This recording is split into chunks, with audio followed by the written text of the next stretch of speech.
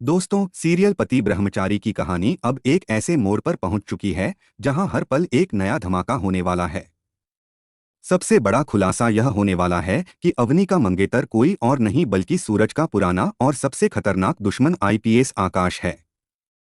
कई सालों बाद आकाश फिर से लौट चुका है और इस बार उसका इरादा सिर्फ बदला लेना नहीं बल्कि सूरज की पूरी जिंदगी तबाह करना है। लेकिन सबसे चौंकाने वाली बात यह होगी कि अवनी को बचाने के लिए सूरज ऐसी कुर्बानी देगा जिसे देखकर हर कोई हैरान रह जाएगा। दूसरी तरफ ईशा और सूरज अपने रिश्ते को मजबूत बनाने की कोशिश कर रहे हैं। दोनों चाहते हैं कि सावन के इस पवित्र मौके पर महादेव की पूजा पूरे मन और श्रद्धा से करें। लेकिन अवनी बार बार इनके बीच आकर हर खुशी में रुकावट बन रही है। यह सब देखकर काव्या और खुशबू भाभी एक छोटी सी योजना बनाती हैं। उनका इरादा सिर्फ इतना होता है कि कुछ देर के लिए अवनी को घर से दूर भेज दिया जाए ताकि ईशा और सूरज आराम से पूजा कर सकें।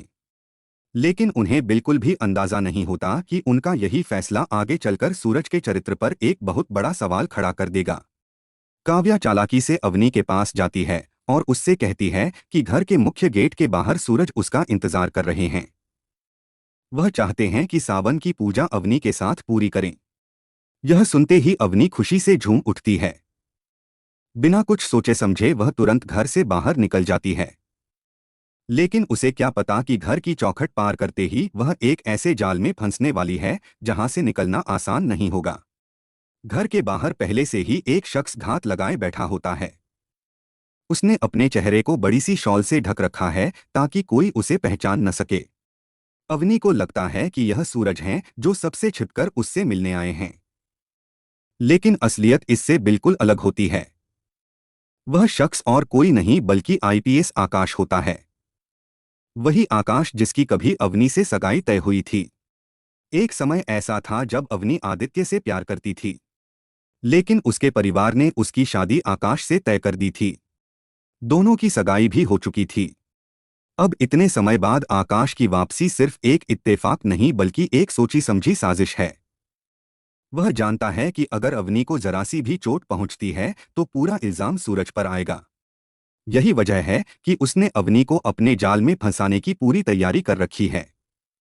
इधर घर के अंदर ईशा और सूरज अपनी सावन की पूजा पूरी करते हैं। पूजा खत्म होने के बाद जब काफी देर तक अवनी कहीं दिखाई नहीं देती तो सूरज बेचैन हो उठता है। उसे महसूस होने लगता है कि जरूर कुछ गड़बड़ है। वह तुरंत अवनी को ढूंढने निकल पड़ता है। उधर अवनी घर से थोड़ी दूर उसी जगह खड़ी रहती है जहां उसे बताया गया था कि सूरज उसका इंतजार कर रहे हैं। जैसे ही नकाब ओढ़े आकाश उसके सामने आता है, अवनी बिना कुछ सोचे उसे ही सूरज समझ बैठती है। आकाश उसका हाथ पकड़ लेता है और अपने साथ ले जाने लगता है। प्यार के अंधेपन में डूबी अवनी यह तक नहीं सोचती कि सूरज तो ब्रह्मचारी हैं और वह किसी दूसरी स्त्री का हाथ तक नहीं पकड़ सकते। इसी बीच ईशा को भी कुछ गलत होने का एहसास हो जाता है। वह भागते हुए वहां पहुंचती है और आकाश के सामने दीवार बनकर खड़ी हो जाती है। ईशा पूरे आत्मविश्वास के साथ कहती है कि वह अपने पति के चरित्र पर किसी भी तरह का लांछन नहीं लगने देगी। लेकिन यहीं पर अवनी सबसे बड़ी गलती कर बैठती है। उसे लगता है कि ईशा जानबूझकर उसे सूरज से मिलने नहीं दे रही।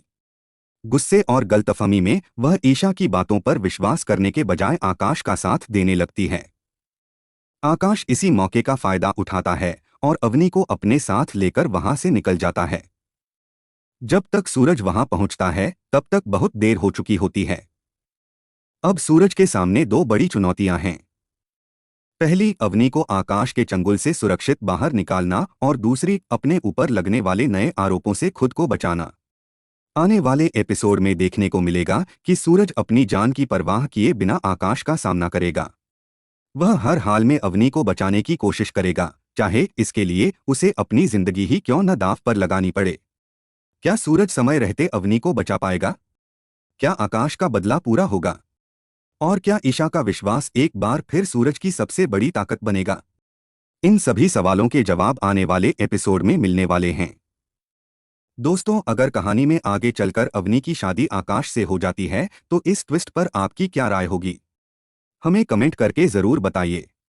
अगर आपको ऐसे ही लेटेस्ट टीवी सीरियल अपडेट्स पसंद हैं तो वीडियो को लाइक करें, चैनल को सब्सक्राइब करें और बेल आइकन दबाना बिल्कुल न भूलें। मिलते हैं अगली रोमांचक अपडेट के साथ। जय श्री राम।